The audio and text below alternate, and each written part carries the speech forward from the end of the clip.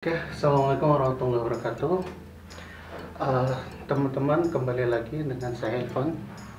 Kali ini di video saya, walaupun pembukaannya ya biasa sederhana. Sudah lama saya tidak bikin video di sini. Mungkin perawatan cukup bagus. Oh, ini ada air minum saya.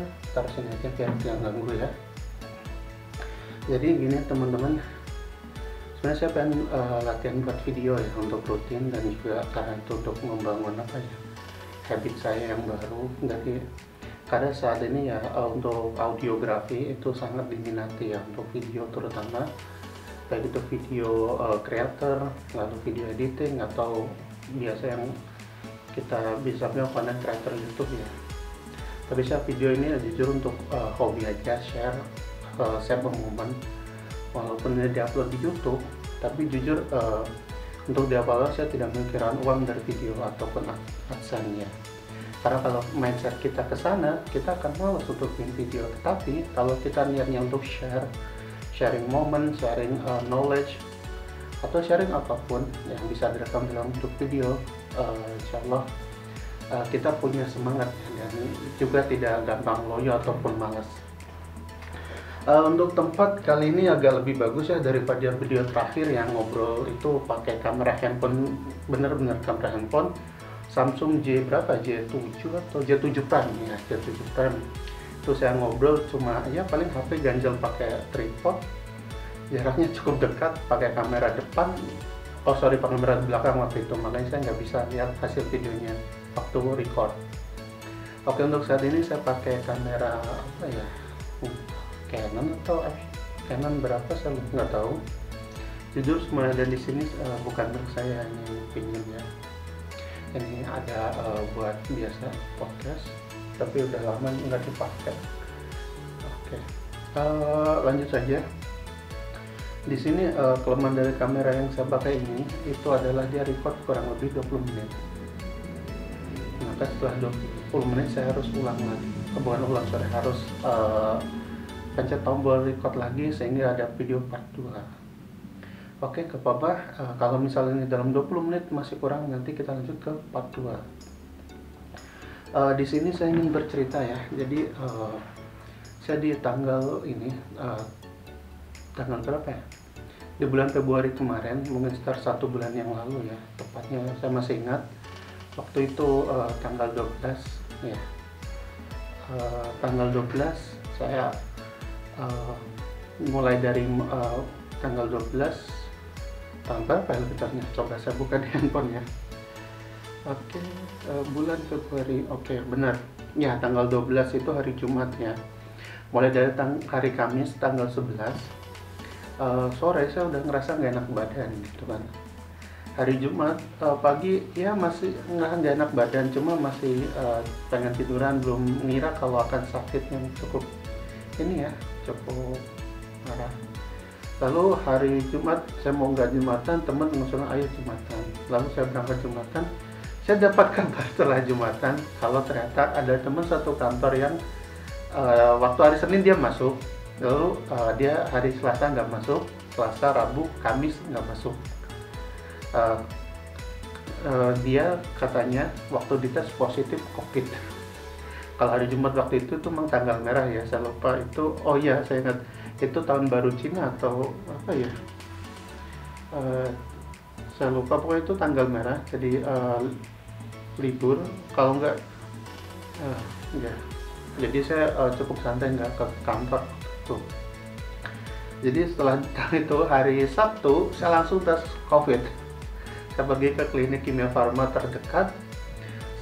Di klinik tes ya, saya nggak cuma berangkat sendiri sih. Waktu itu yang rasa sakit tuh ada 3 orang, jadi ada saya, terus 2 teman kantor juga.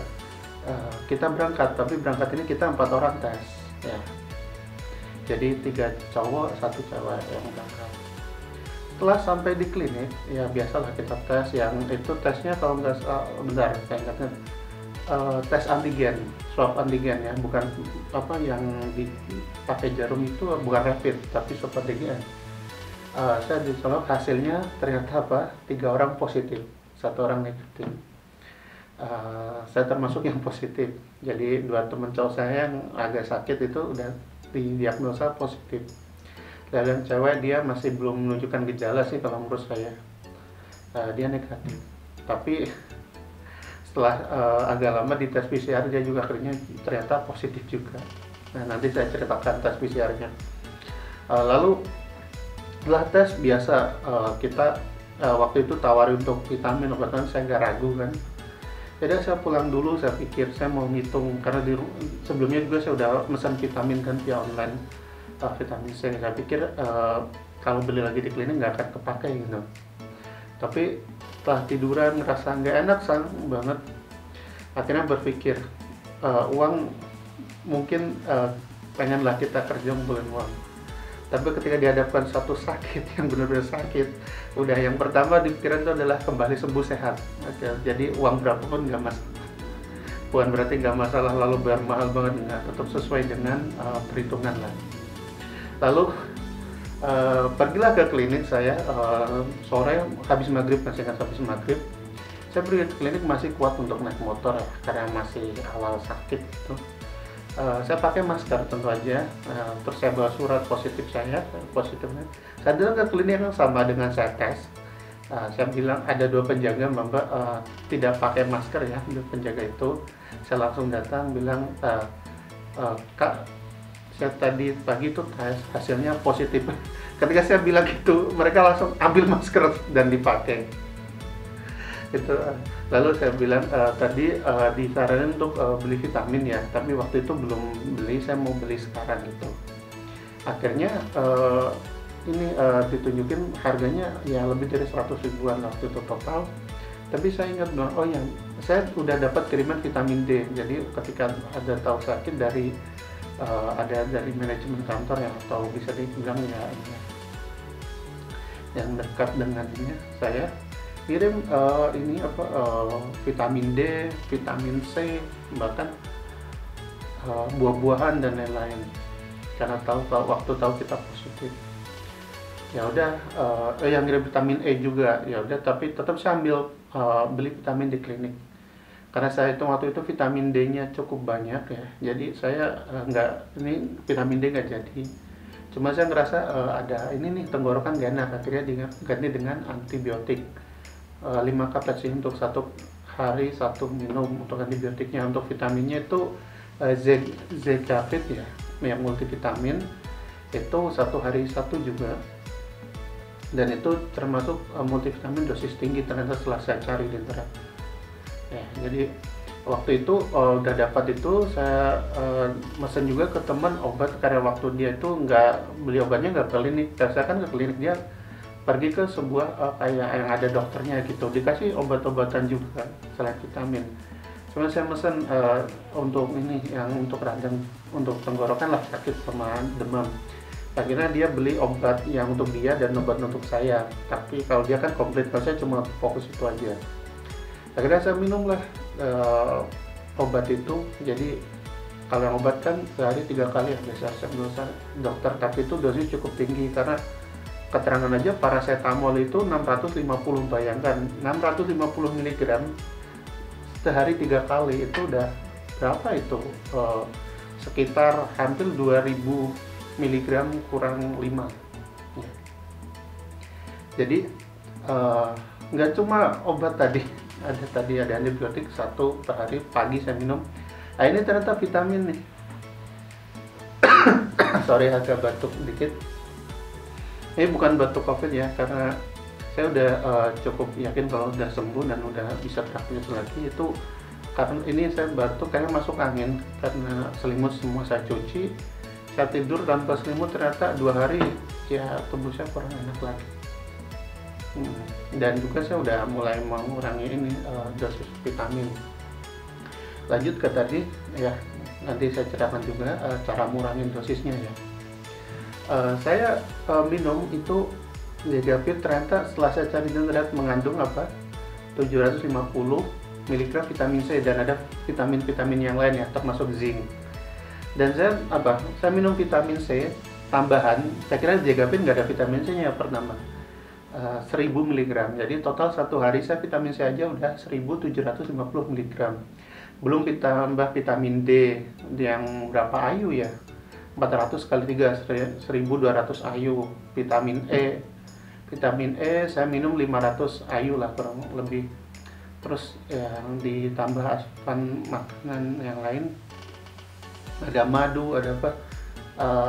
Selama sakit jujur rasanya kayak ingat mati, apa ya, kayak ya pikiran ada sih, pikiran negatif, tapi bisa mungkin kita buat positif, bukan menghayal tapi yakin akan sembuh gitu ya.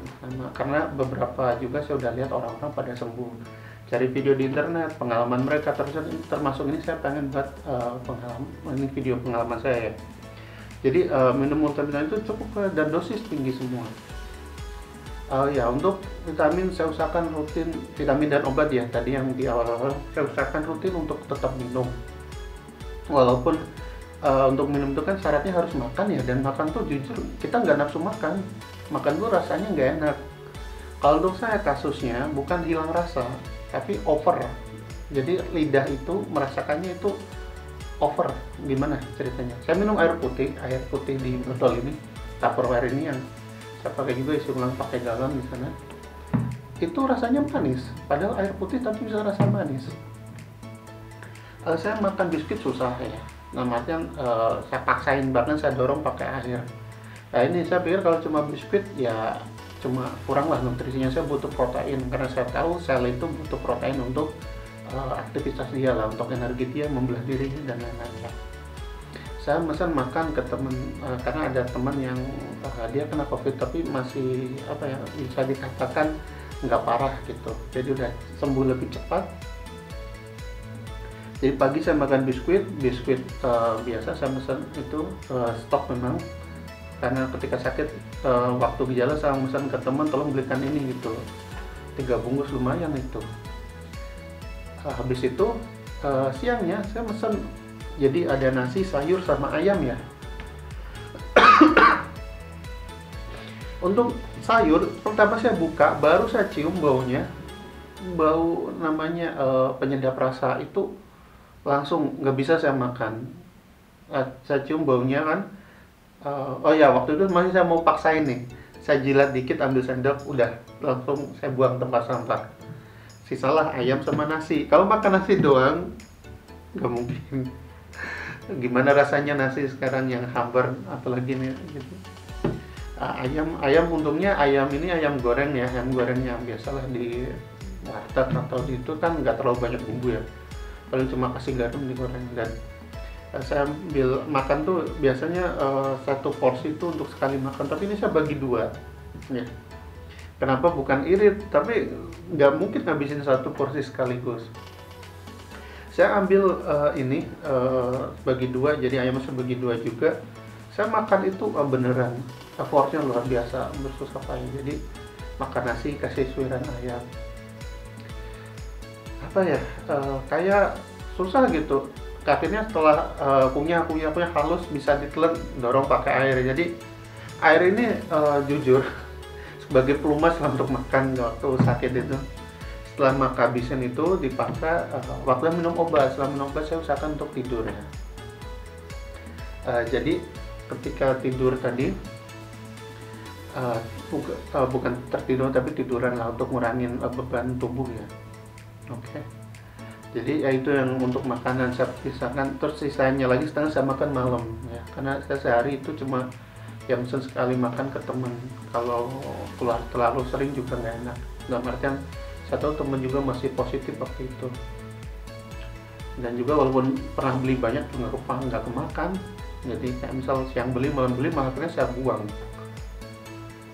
Ya buang-buang untuk ini, tapi memang nyoba dikit nggak kemakan gitu ya. Jadi ya, makanan saya waktu itu ya nasi sama ayam, karena ayam bumbunya nggak terlalu banyak, karena lidah saya over waktu itu. Saya pernah beli ayam di satu tempat ini yang biasa ayam yang dulu waktu saya sehat itu enak banget, karena rasanya gurih dan lain. Saya nyobain, mohon maaf, ayam nggak habis karena rasanya terlalu ini kenceng, susah banget. Jadi seperti itu untuk makanan. Yang penting tetap rutin makan, bisa sehari 3 kali. Lalu biar apa, minum obatnya juga bisa rutin ya. Selain makan apa ya, dari aktivitas fisik yang terlalu berat, Jujur saya tuh mulai sakit kan Kamis Jumat. Nah hari Minggu saya merasa baikan. Saya inisiatif apa nyuci baju. Jujur saya nyuci nggak pakai mesin cuci ya, pakai manual tangan. Jadi ya karena saya perantauan ya lebih hemat aja pakai itu.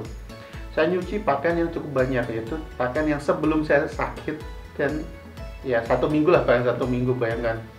Habis nyuci saya kelelahan karena saya nyuci itu di ember dan gantung berdiri lah di puncak dan lain-lain. Ya nyuci paling nggak butuh waktu 1 jam lebih lah untuk dari nyuci bilas sampai jemur. Habis itu saya turun tangga, kan saya ada di lantai 4 ya. Saya turun tangga itu mirip seperti turun tangganya orang tua, jadi satu kaki kiri ke anak tangga, satu kaki kanan ngikut sambil nih pegangan ke ini, ke tangga, apa pegangan tangga lah. Dan luar biasa, saya sampai bisa ngitung berapa banyak anak tangga dari lantai 4 ke lantai 1. Tiap turun satu lantai itu 17 anak tangga, berarti kalau 3 lantai kan 4 ke 1 berarti turun 3 ya. Ya 17 kali 3, bayangkan bisa sampai ngitung itu ya, sampai saya tahu aja 51 harus saya tadi turunin tangga. Bayangkan kalau normal saya nggak mungkin ngitung, asal aja jalan. Oke, ya, jadi seperti itu. Nah ini waktu saya di bawah ada teman yang nggak tahu tiba duduk di kursi dia ambruk kayak kesakitan. Ya udah deh, saya bantu sama teman saya, walaupun bantunya juga bantu orang yang dari atas sudah kelelahan. Ketika bantu itu nggak ada tenaga, kayak cuma megangin doang. Udah naik ke lantai 2, aduh habis itu saya batuk-batuk, mulai batuk-batuk karena nafas kan jujur waktu sakit itu pendek-pendek ya. Nah itu saya tak bisa nafas banget. Udahlah habis itu saya drop lagi hari keempat, 5, 6. Jadi seminggu drop. Ini waktu ini COVID. Oke, ini benar lagi kameranya akan mati ya. Nanti kita sambung ke part 2 kalau kameranya nggak mati ya. Oke, kita pause, nanti kita sambung ke part 2 ya. Ikuti di part 2. Oke.